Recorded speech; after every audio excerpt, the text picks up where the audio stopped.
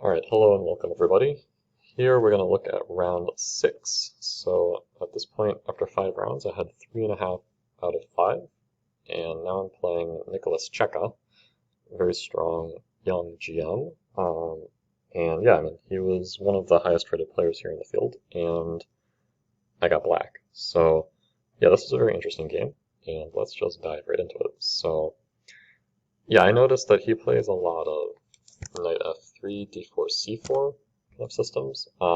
He does it in different move orders, so in this game he started with knight f3, knight f6, and he played c4. And I'll just say one of the advantages to playing in this kind of way with white is depending on the way black likes to play, or depending on the system black likes to play against d4, c4 openings, you can kind of move order people into uncomfortable versions of a particular opening.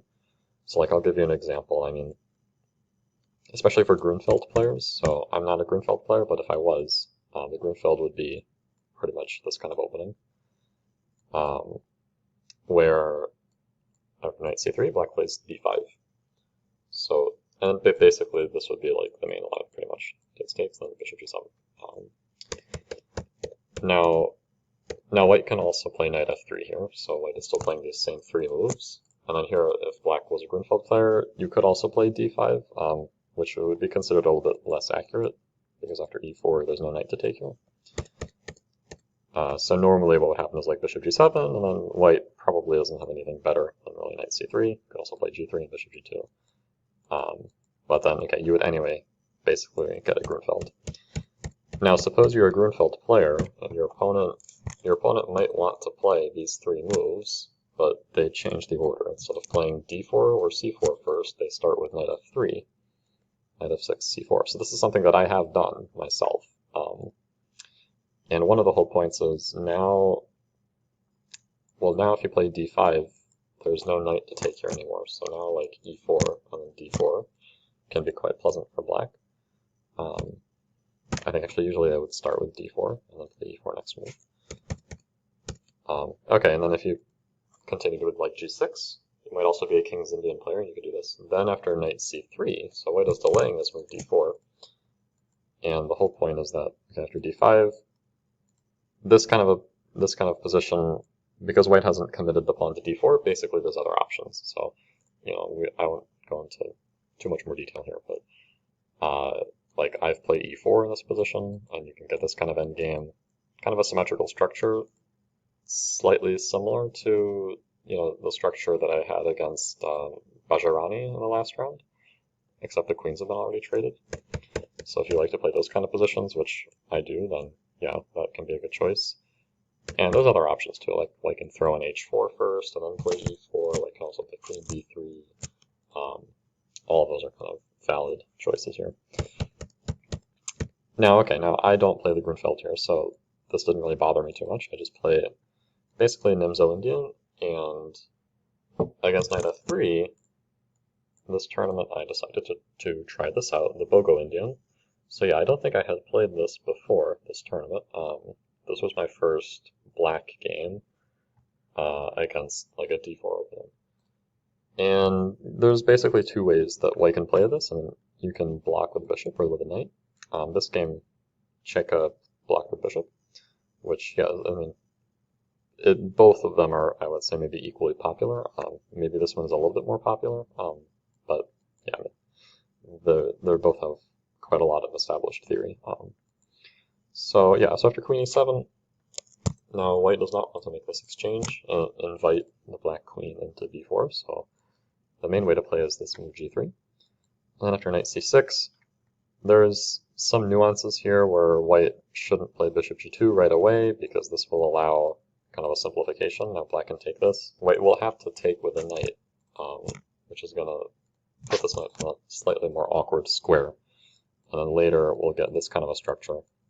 This I've had with black quite a few times, where basically, okay, sure, white has gotten more space, but we've already traded off the dark square bishops. This knight is pretty bad to be placed on d2. It clearly would be much better placed on c3.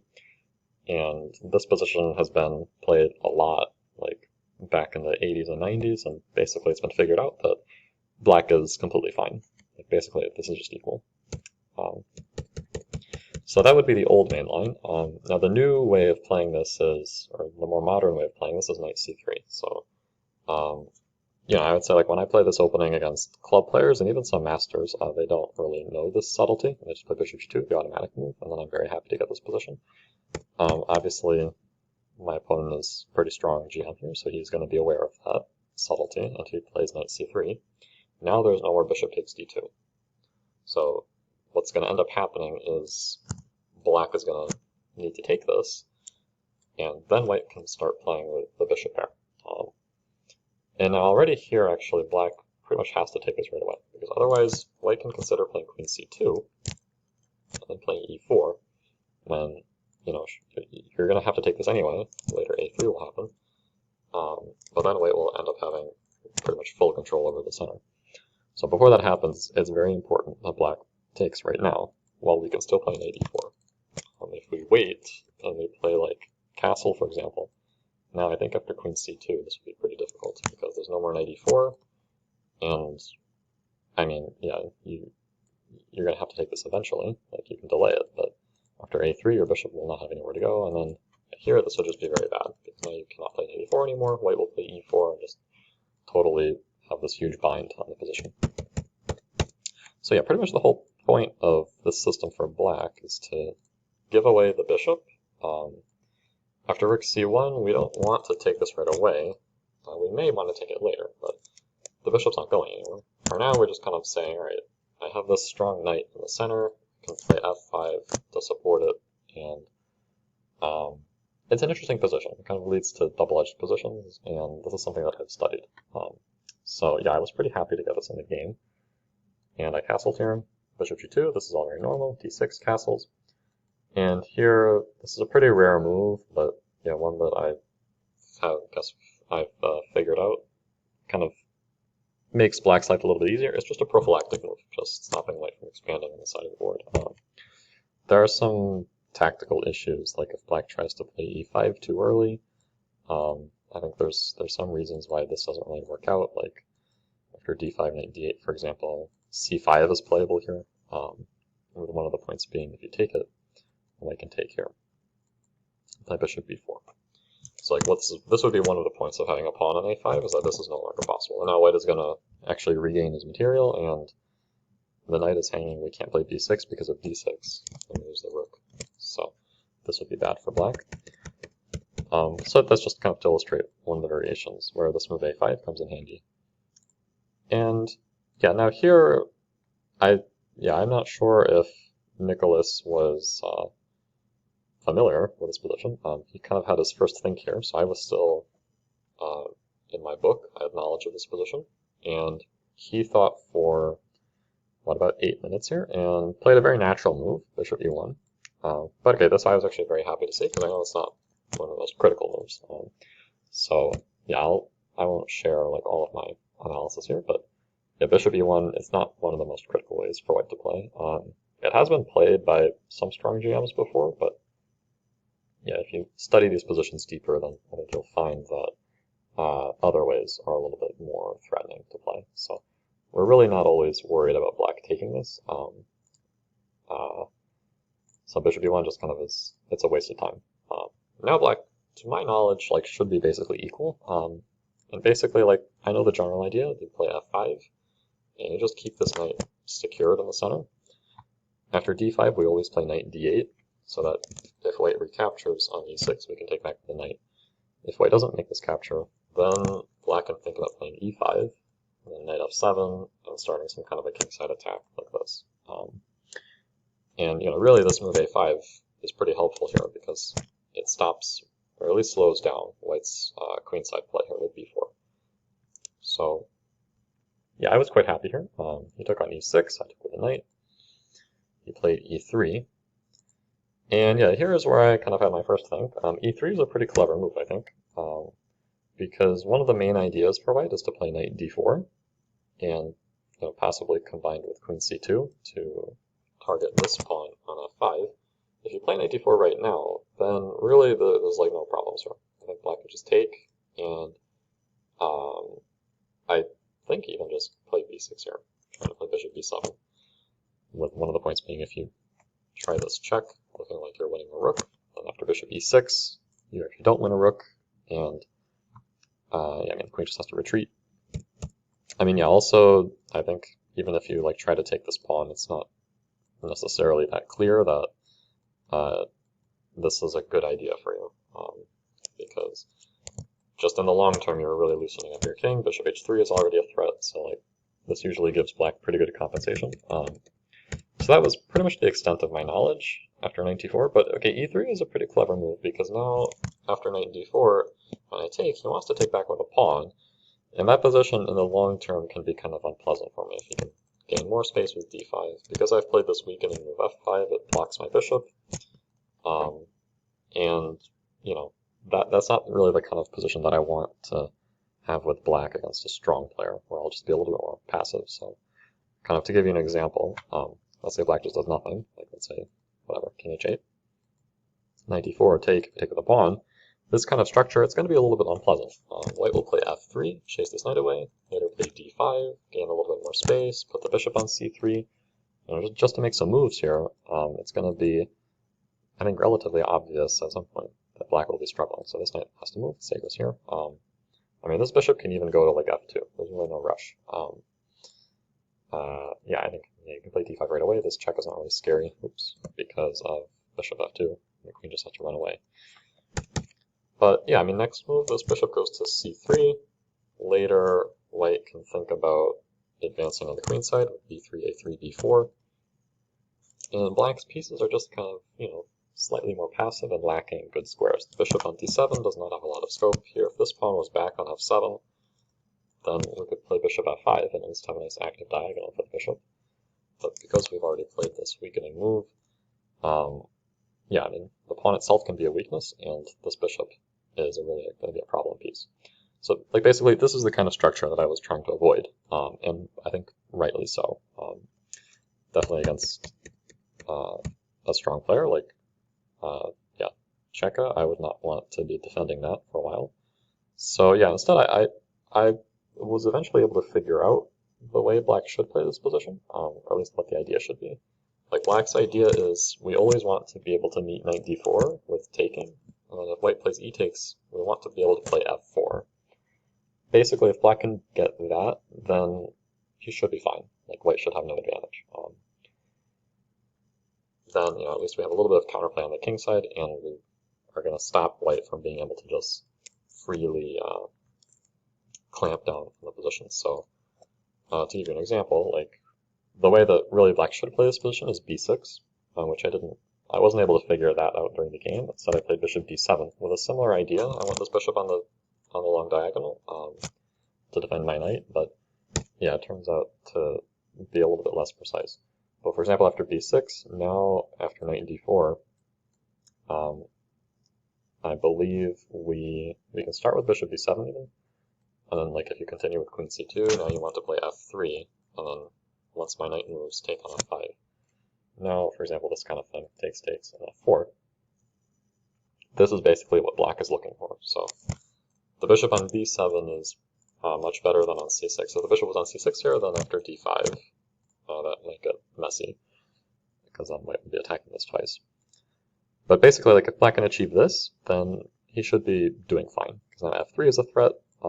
White does not want to take this. If white plays f3 himself, then the knight will just come back, and you know, we've established some kind of a beachhead on the king side that we can at least open up the position. The f3 pawn will be a target, and our pieces are going to be more active. Like, even if the bishop has to come back to this diagonal, our pawn is not going to be stuck on f5, so the bishop has some more scope.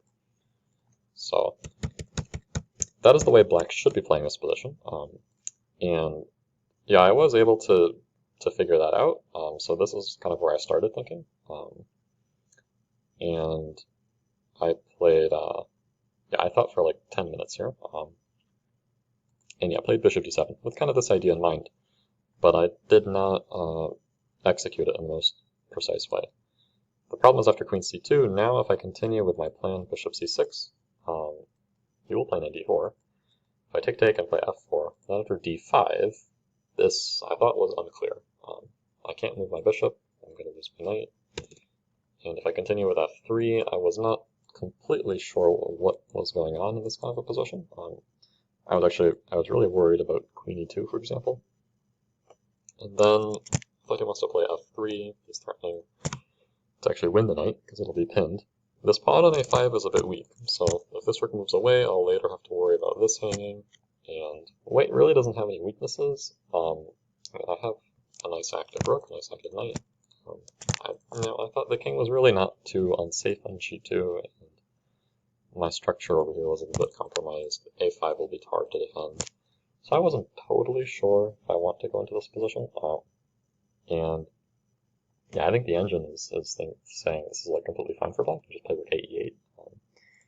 And I guess after f3, you can just go back with a knight. And if white decides to do this and takes on a5, I imagine, actually, yeah, here, I guess we play rook e2 check. You're going to take here. But the main point being, if you block, then this fork will win material. So yeah, this is something that, like, if I had calculated that far ahead, yeah, I might have appreciated that this was actually okay to play for black. So yeah, this was quite a ways. So like in this position, I was considering bishop c6. So yeah, I'm actually just curious how deep that line would be. So like this would be 1, 2, 3, 4, 5, 6, 7, 8, 9, 10, 11, 12, 13. Yeah. So like 14, 15, 16, 17, 18, 19, 20, 21, 22, 23. Yeah, like seeing at depth 23 that this position is okay for black to play. So yeah, because I kind of just stopped my calculation after queen e2. I didn't really consider this position any further. One of the other points that's actually good to see is that if you take on a5, this I also didn't quite appreciate from far away, that black can just sacrifice this pawn and play queen g5 and basically have a winning attack. Because now this is hanging. Knight takes g3 is also a big threat. Also knight takes f2 is a threat because we have these discoveries against the queen. So yeah, bottom line, like this is playable for black. It's probably what I should have gone for now that I had played bishop d7 already. Instead, I thought for a long time here, and I ended up playing b6, which it mixes both plans. Like if you're going to play b6, you should have then played bishop b7. It doesn't really make sense to waste this move with bishop d7. And now after knight d4, I mean now white is a little bit better. Really, there's nothing better for black than to go into this. And then white is just going to be slightly more comfortable here. Like, for example, we could get this kind of position, queen f6, queen d3, defending this. You really can never play f4 because this will be hanging. And eventually white will start pushing your pieces back here, and even h4. Knight f7. And like once this knight has been kicked back, white can now consider gaining more space with f4. Because this knight does not have an easy route back to e4. So this is like what I should have done, and black is definitely going to be slightly worse. So I didn't want to get into that kind of a passive position and then be defending that for a long time. So instead I tried to just keep the position more fluid and play knight c5. It's a risky decision though, because like now white has this plan of playing b3, a3, b4, and still playing f3. And he can slowly gain space, use those bishops, and push my knights back. And it's not really clear, like, yeah, if white plays in that manner with f3 and then builds up for this, it's not really clear that that position would be better for black than like the alternative, which was to take on d4. So anyway, for knight c5, he plays b3, very sensible. He doesn't really have to rush. He can just prepare this at any moment. Queen f7. And he surprised me a little bit here. He started thinking, and I thought like by far the most obvious way to play was just to play f3 and then get rid of this knight. You're later going to do this, and then do this and this. And I thought, I mean, yeah, white is just going to gain space. Later can build up for e4. I mean, black really does not have a whole lot of counterplay. There's not like targets in white's position that I can attack. I mean, yeah, you've weakened the e3 pawn, but how can I attack it? Like, my knight has to go back to g5. This f5 pawn is a pretty big weakness. And, you know, already, like, white can consider playing like h4. That's not totally out of the question. Just to force this knight even further back. You don't have to, though. I mean, you just play bishop c3. If I attack this, it's easy to defend. And, yeah, I mean, that at some moment, h4 is going to happen, white's just going to slowly gain space, a3, b4, push this knight back, and black does not really have anything better to do than just, sit and wait around. So at least there's a few more pieces on the board, so maybe there's a little bit more hope for counterplay. But he surprised me. He didn't really go in for that. He seemed very reluctant to play f3, because he played bishop c3 instead, which is natural enough, and then he wants to put this bishop on the long diagonal. It turned out this bishop was the star piece for white later in the game. But now, actually, after bishop c8, it wasn't the most convincing way for white to play. Because now here, he should still go back to this f3 plan, but now at least e3 will be much softer, and the bishop on a1 doesn't really make a whole lot of sense. It'll be probably better to have an empty 2 and just guard this pawn. It's still, I think, f3 and something like rook e1 is probably the way white should play this. Instead, he played knight e2, which makes a lot of sense. He wants to play knight f4, knight e5, so I stopped that over here. And he really surprised me here. He thought for almost 20 minutes, and yeah, I'm not really sure what he was thinking about. He can still play f3, it's still a good move. He can also play a3 and b4.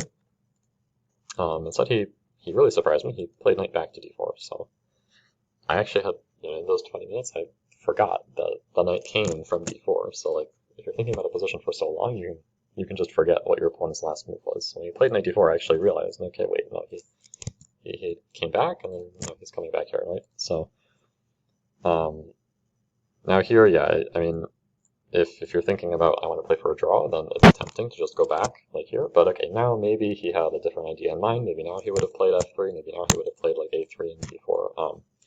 So yeah, I don't really want my knight on c5. I would rather have it just stay here on e6. And in the meantime, I can improve this bishop b7. So now the position is, it's not really clear if white has as much of an advantage anymore. So he plays a3, gets back to this b4 plan. And now I saw, okay, now I can take this. Because now if you take with a pawn, and I finally have this perfect setup. I could have just simplified my life a lot easier and played b6, bishop b7 from the beginning. Instead, what happened is I went here, when I played b6, then I went back and played bishop b7. So, I got there in the end. But yeah, now I would play f4, and now it's very clear that black should be pretty much fine, because you cannot allow f3. You have to play f3 yourself, then the knight comes back. And even here, white may have to be careful not to allow too much counterplay. Like, for example, already now, this is a threat to take on g3, and then f3 is going to be hanging. And, yeah, you could, I guess, play h4 in principle, but yeah, even here, like, sacrifices are not out of the question, but the knight can also just move back, and it's going to be very risky for white to make all these loosening moves around his king. Like, these pawns can be attacked, and you might just not have a great way of defending them. Yeah, this, I guess, would run into d5, but maybe instead queen e7 with the same idea. So anyway, bottom line, like, yeah, he doesn't want to take with the pawn, so he takes the bishop. And I think this is probably one of the critical moments of the game. So black has a very strong maneuver here. There's a couple different ways you can try and execute it. So yeah, anyway, if you want, you can pause here and have a think. And try to decide what you would play with black. So really the maneuver we want to achieve is knight g5. And if we can trade off these light squared bishops, then white is going to have a lot of problems defending the light squares around his king. So we're going to be left with this knight, which can target h3 and f3. This dark squared bishop is going to be a pretty nice piece, but it won't be able to fight for these squares. Now knight g5 obviously does not work right now, because white just takes this. And, like, actually one of the first moves I wanted to play was knight c5, just to trade these light squared bishops off, but I thought this would be too much of a concession. Now after b4, my knight is super passive on b7, and just miles away from where it wants to be over here. So I didn't want to do that. Now a second plan that I considered was to play c5 and then play d5. This would actually be the correct move, not because we want to play d5. So d5, it's playable, but it's just kind of a different approach to the position. It wasn't really clear to me this is best, because anyway white can ignore it, and I'm not really sure I want to take this, because, like, let's say white just plays queen b2, building this battery here. I'm not really sure I want to take this, because now after pawn takes, my b6 pawn becomes a target. So because I've played this move a5, if my pawn was back on a7, then this would be totally fine, but yeah, with the pawn on a5, b6 is a target. But actually c5 is a strong move, because it allows the queen to defend the bishop. So this detail I somehow didn't notice, that the queen sideways defends the bishop. And now after knight g5, actually, white has to be very careful here. Because, you know, I'm threatening just to play knight f3 check, for example. And if you have to trade off this bishop, that's going to be a very big problem. This queen is going to have to just make a couple more steps to get to h3, and then you're going to get checkmated. But on the other hand, like knight f3 check, if you don't take it, then the attack will be pretty serious. Queen h5 happens, and it's not really clear to me how I'm going to defend that. Just my pieces will be so active, then I can lock the bishop in on e4. So basically, like, you know, what could happen is, let's say you're playing with like rook d1. I mean, yeah, here knight f3, king h1, queen h5. This would be very, very dangerous. I'm threatening checkmate. Like if you play h4, then probably you could already consider like knight takes h4, maybe even g5, or like rook e4 with a sacrifice on h4. I mean, this position is incredibly dangerous for white. And if you take, this also looks incredibly dangerous, because, like, you know, you're going to have to somehow figure out how you're going to stop this. It's not easy. Even if you set up some kind of defensive formation like this, and then play king h2, then rook e4 and sacrifices on h4 are going to be a big problem. So this is what I should have done, and you know, this could have been a pretty big turning point in the game, you know, possibly even in the tournament. This is round 6. I mean, I was at this point still kind of in contention for you know, if I could win this game, then like I would be getting closer to the tournament leaders. And yeah, this would have been probably the way to do it. Play c5 and then knight g5. But it somehow did not occur to me that the bishop was defended here. Instead, I had a similar idea, bishop 8, but this is a far less convincing way of executing the same plan, because my queen is not going to get to the long diagonal anymore, and now after b4, white starts to get his countervote. He wants to play c5. So takes, knight g5, and he just plays c5. So at this point, I'm not really sure what happened over the next few moves, but basically my brain kind of stopped working. So yeah, I had plenty of time on my clock, still 35 minutes, and my opponent had 40 minutes. And, you know, just if one thinks rationally about this, like, this is a very easy move to just throw in first, just so that there's no pawn hanging on b6 later. And like then, what I played immediately was knight f3 check, which is still okay. It's maybe a little bit inaccurate, but in some position like this, and then playing knight f3, I mean, I don't really see how black can ever lose this. Like, if you take here, take back, and you know, white has to be careful not to allow this queen into h5. I mean, white will have counterplay with his own major pieces on the 7th rank, so black cannot just go right away for that. But yeah, I mean, this position just looks like totally dead draw. I mean, really, it seems like black is the one. If anybody has any chances, it should be black here, because like this king can be pretty safe. It goes to h7 after h6, king h7. This king, and not so much. It's just permanently weak with all these light scores around the king.